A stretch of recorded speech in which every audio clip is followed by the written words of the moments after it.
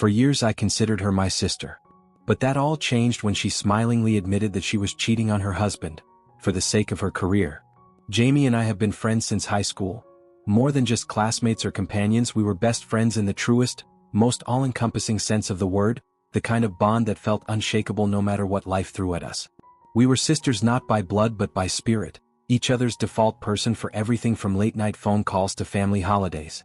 Our families became intertwined through us, so much so that Christmas dinners were shared across both our living rooms, and summer weekends meant joint family barbecues with kids running through sprinklers and adults passing plates back and forth like one big, blended household. We grew up in each other's lives, each other's memories, and each other's futures, or at least I thought we did. That all changed the afternoon Jamie came to my house, dropped her bag by the door like she always had, sat on my couch like nothing was different, and then looked me dead in the eyes and told me, with a kind of smug ease that knocked the air out of the room, that she had been having an affair with her boss for the last 4 months. She didn't whisper it, didn't wince, didn't even seem conflicted. She just said it, like a confession she had rehearsed, like something she expected me to admire. Her boss, she explained, had just promoted her, and there was this strange flicker of pride in her voice, as if the promotion justified the betrayal, as if climbing a rung on the ladder made everything else irrelevant. I sat there, stunned, feeling like I didn't recognize the person in front of me anymore.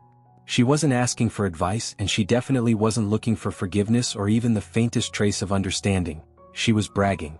Sitting there on my couch, legs crossed like she was just recounting some funny story from work, she told me about how she was going on a business trip with him next week, how he had booked a nice hotel, and how excited she was to spend uninterrupted time together.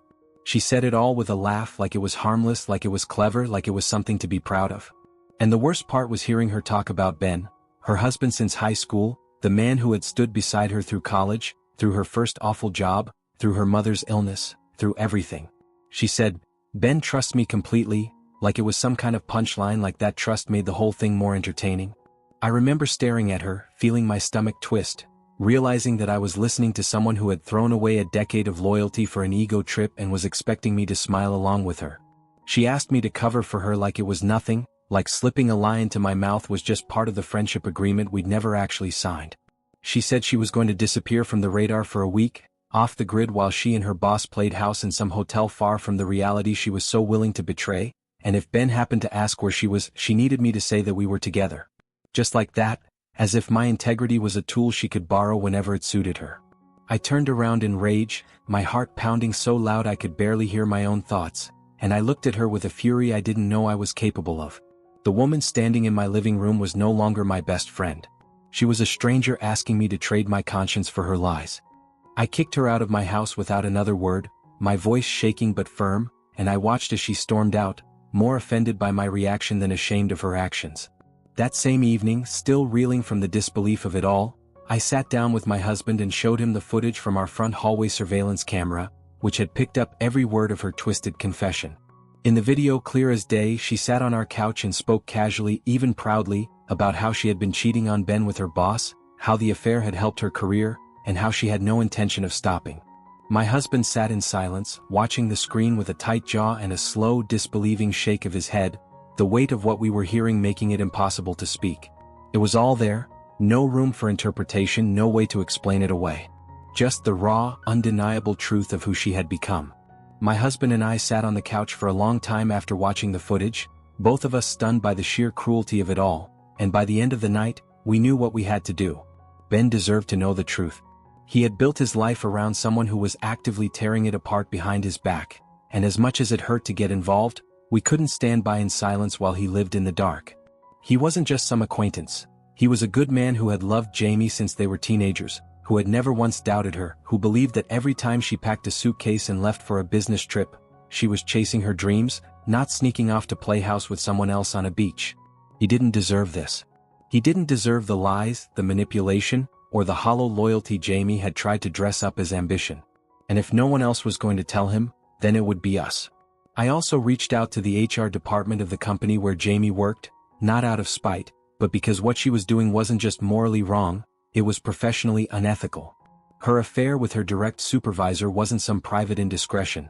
It was a clear violation of workplace policy, one that could impact not only her reputation but the integrity of the entire team she worked with.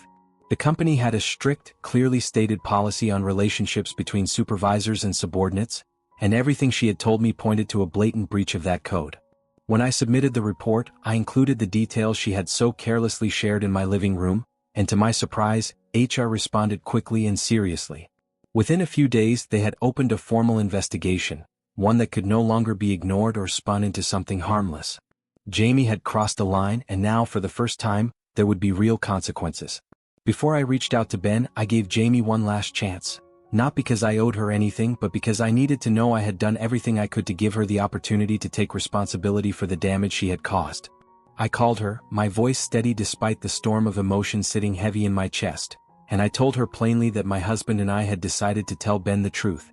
I told her she could do it herself, that this was her moment to step up and face what she had done, but all she said, with that same detached tone I had heard the day she sat on my couch, was, "Then tell me." No regret. No fear. No flicker of remorse in her voice. Just indifference, like Ben's heartbreak, her marriage, and the people she was about to shatter meant nothing to her at all. And in that moment, whatever part of me still hoped she might find her conscience finally died. In the evening, my husband and I drove to Ben's house, both of us quiet in the car, the weight of what we were about to do pressing down like a storm cloud that had been building for days.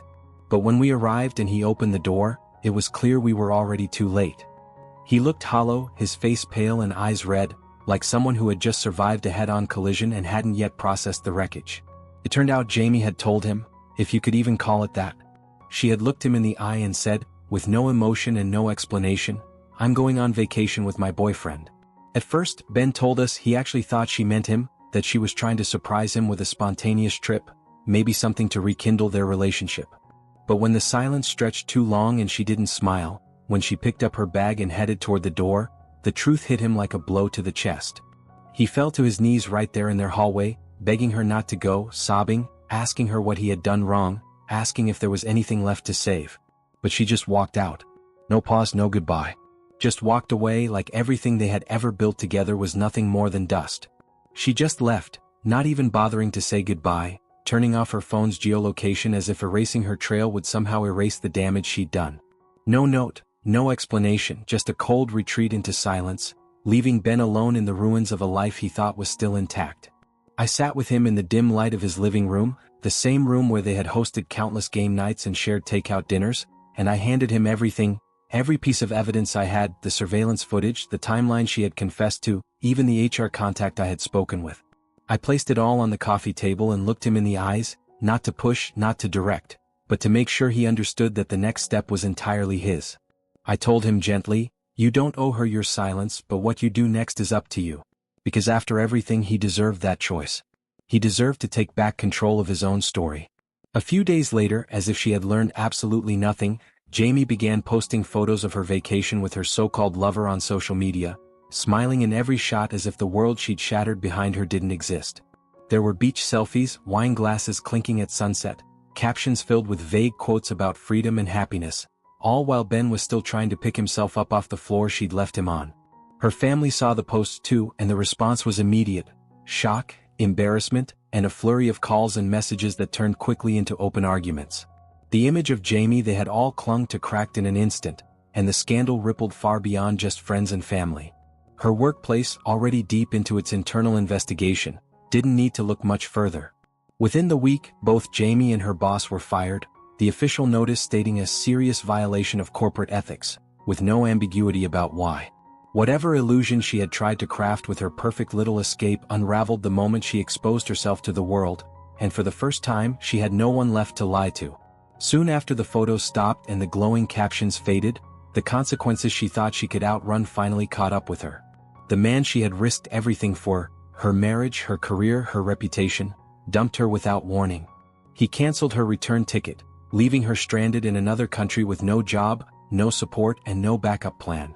It was a level of humiliation she never imagined, and suddenly, the arrogance she had carried like armor vanished. She wrote to Ben, the same man she had once walked away from without hesitation, and all she said was, "I realized that I had ruined everything. What do I think?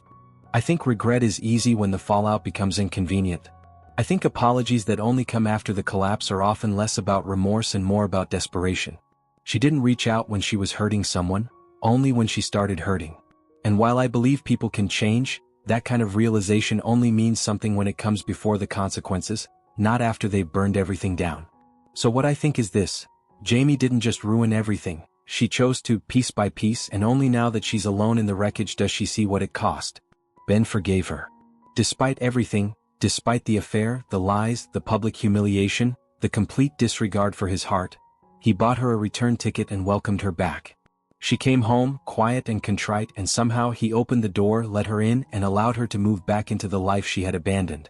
Now, unbelievably, they're resuming their relationship as if it had simply weathered a rough storm instead of being torn apart by betrayal. They're even planning a new trip to Italy, calling it a symbol of their new beginning, as if distance and fresh scenery could wash away what really happened. It's hard to watch, honestly. Not because I wanted revenge, not because I wanted her to suffer, but because I watched Ben fall apart, and now he's trying to rebuild something that was shattered with his eyes wide shut. Maybe he believes in second chances more than I ever could. Or maybe he's clinging to the memory of who she used to be, hoping she'll find her way back to it. Either way, it's his choice now. But I can't pretend to celebrate a fairy tale built on ashes. Moreover, they've now decided to have a child, something that stunned everyone who knew Jamie even remotely well. It's almost surreal, considering she had once sworn up and down that she never wanted kids, that motherhood wasn't for her, that she valued her freedom and her career too much to ever give that part of herself away. I remember countless conversations where she was unapologetic about it, even scoffing at the idea whenever someone brought it up. And now, in the aftermath of everything, after the affair, after the public fallout, after losing her job and being stranded in another country, she's decided that this is the moment to turn the page and start a family. There's something deeply ironic in it, like she's trying to rewrite the story from the middle, skipping over the wreckage without ever acknowledging it. As if a child will be the proof of redemption, the clean slate, the fresh start that somehow makes it all okay. But healing doesn't come from covering up the damage. It comes from facing it. And I'm not sure Jamie's learned that yet. My husband and I have decided to move away, both physically and emotionally, from the mess that unfolded around us. We still keep in contact with Ben because despite everything, we care about him deeply and want to believe he'll be okay in the choices he's made, even if we don't understand them. But as for Jamie and their carefully constructed new fairy tale, we want no part of it. We don't accept the story they're trying to sell, one where betrayal becomes romance and consequences are swept away with plane tickets and Pinterest dreams of fresh beginnings. It's not our life, and we refuse to stay silent just to make others more comfortable with a lie. We've lived enough of the truth to know what integrity costs, and we're not about to trade that in for someone else's illusion. Let them rewrite the narrative if they want. We're writing our own.